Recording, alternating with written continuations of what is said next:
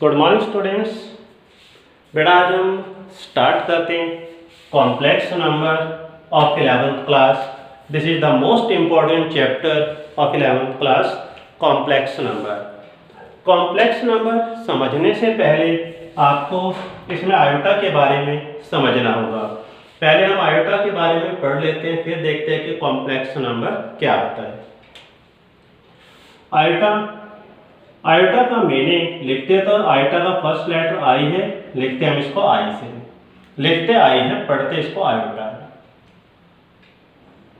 Root minus one, iota का meaning root minus one. For example जैसे अगर हम ये लिखते हैं रूट माइनस फोर, तो फोर का रूट तो बिल्कुल क्लियर है, देखो कितना आता है 2, और रूट के अंदर माइनस आ गया तो इसे हम क्या बोलेंगे, आयोटा। ओके बेटा, इट मीन्स कि रूट के अंदर जब माइनस आ जाता है तो उसे हम आयोटा बोलते हैं। जैसे फॉर एग्जांपल दें रूट माइनस 9, अब 9 का रूट तो 3 हो जाएगा और रूट के अंदर माइनस आते ही वो आयोटा बन गया। क्लियर बेटा। अगर हम यहाँ लिख दें रूट माइनस 16, रूट 16 इज 4 और root minus is iota. Clear. अगर हम यहाँ लिख दें रूट माइनस 5, अब रूट 5 तो एज इट इज रहेगा और रूट के अंदर माइनस आते ही वो आयोटा में चेंज हो गया। रूट माइनस 7, अब रूट 7 तो एज इट इज रहेगा और रूट के अंदर माइनस आते ही वो क्या बन गया, आयोटा। तो क्लियर हो गया होगा कि आयोटा किसे कहते हैं। अब आ जाए कि कॉम्प्लेक्स नंबर क्या होता है। कॉम्प्लेक्स नंबर को हम ऐसे डिनोट करते हैं, देखो z is equal a plus iota b। It means कि जिस क्वेश्चन में जहां पर भी आयोटा लिखा होगा उसे ही हम कॉम्प्लेक्स कहेंगे।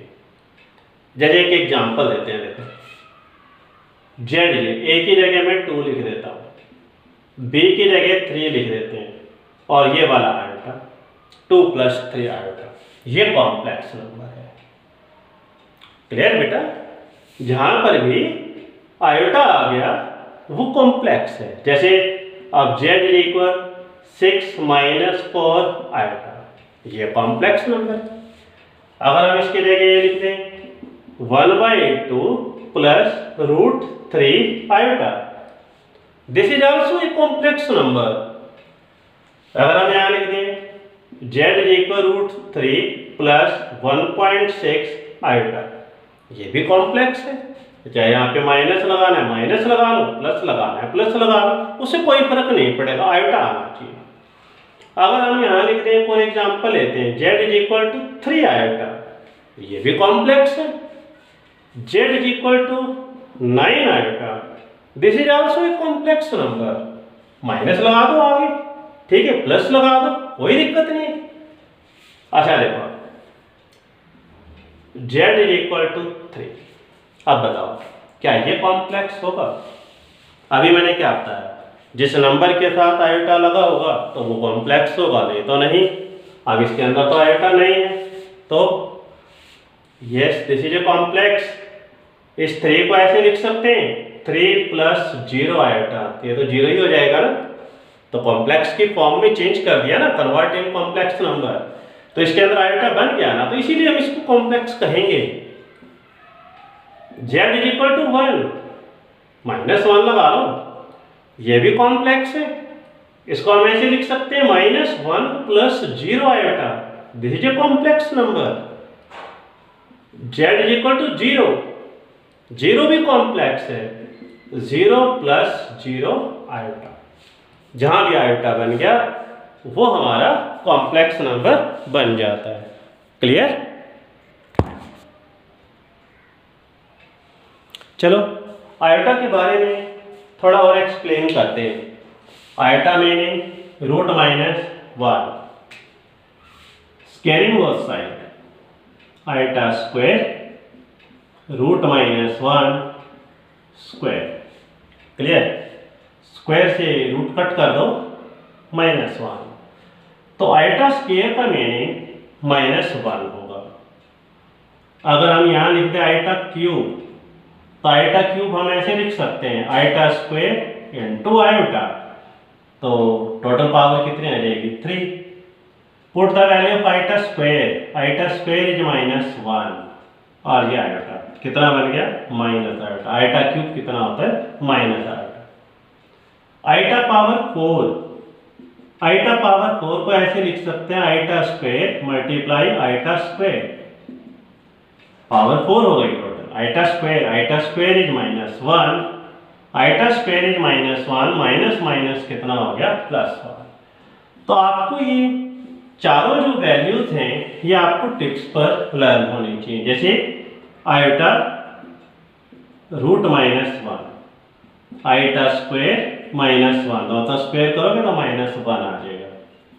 Eta cube can be written as minus iota and iota power 4 is 1। ठीक है, तो जब तक आप ये चैप्टर करोगे तो ये वाली चारों वैल्यूज आपको टिप्स पर लर्न होनी चाहिए। आयटा का meaning √-1, eta square is -1, eta cube is -eta और आयटा पावर 4 इज 1।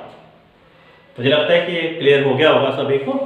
तो चलो, तो इसको थोड़ा सा और एक्सप्लेन करते हैं कि अगर सपोज करो हमारे पास ये क्वेश्चन आ रहा था आयटा पावर 6, इसको सॉल्व करो। ध्यान रखें आयटा पावर 6 इसको सॉल्व करें। अगर ये टर्म 4 से बड़ी है, एग्जाम में स्टेटमेंट लिखी आएगी आयटा पावर 6 की वैल्यू कितनी होती है ये फाइंड कर दो। तो क्या करें कि सबसे पहले इसको 4 से डिवाइड कर दो, 6 को 4 से डिवाइड कर दो। 4 1 जा 4, रिमाइंडर इज 2। तो इस 6 को हम ऐसे लिख सकते हैं, इन दोनों की मल्टीप्लाई प्लस रिमाइंडर 4 × 6। तो इसको ऐसे लिख सकते हैं, देखो 4 × 1 + 2 लिख सकते हैं। इसको हम ऐसे लिख सकते हैं eta power 4 power 1 × eta power 2। जब मल्टीप्लाई करते हैं तो पावर ऐड हो जाती है, 4 1 जा 4 और ये 2 ऐड हो जाएगा। आयटा पावर 4 का मीनिंग 1 पावर 1 1। आयटा स्क्वायर का मीनिंग -1 तो आयटा पावर 6 आएगा, तो इट मीन्स कि हमारा आंसर कितना आ जाएगा -1। याद रखें ये आयटा पावर 1 है, eta power 2, eta power 3, eta power 4, ये आयटा पावर 5 है, ये आयटा पावर 6 है। आयटा पावर 6 की वैल्यू कितनी आई है -1। ठीक है ना, फिर काउंट करो 1 2 3 4 5 6 -1, ये आंसर। चलो एक और पार्ट करता हूं। जैसे एग्जाम्पल आ गया आयटा पावर 13 लिख देते हैं। चलो ठीक है, एग्जाम में ये स्टेटमेंट लिखी आ गई कि आयटा पावर 13 को सोल्व कर दो। तो क्या करें, सबसे पहले इस 13 को 4 से डिवाइड कर दो, 4 3 जा 12, रिमाइंडर इज 1। तो इसको हम ऐसे लिख सकते हैं 13 को 4 × 3 + 1, 4 3 12 और 1 13। 4 से डिवाइड करना क्योंकि आयटा पावर 4 1 होता है, तो 1 की पावर कुछ भी हो तो 1, तो उससे इजी जल्दी सॉल्व हो जाता है क्वेश्चन।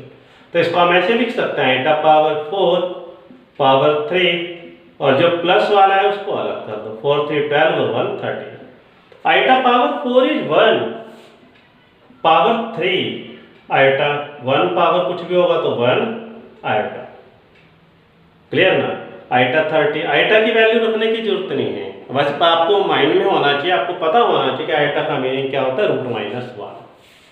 अब आयटा 13 था, देखो ये 1 पावर 2 3 4 5 6 7 8 9 10 11 12 13 पावर यही टर्म यहाँ पर आ रही है। क्लियर बेटा। तो जिस नंबर के साथ याद रखें तो आपको समझ में आ गया होगा कि आयोटा क्या होता है। क्लियर बेटा। एक चीज और बेटा,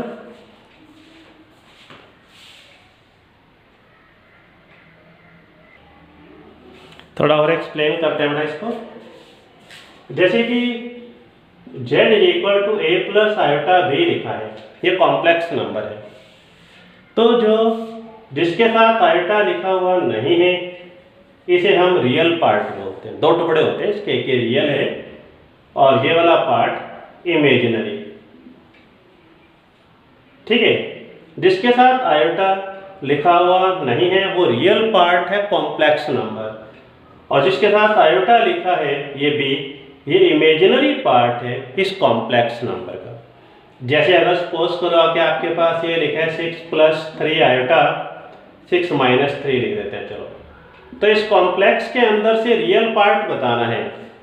जिसके साथ आयोटा लिखा हुआ नहीं है वो रियल पार्ट है, जिसके साथ आयोटा लिखा है उसे हम इमेजिनरी पार्ट बोलते हैं -3।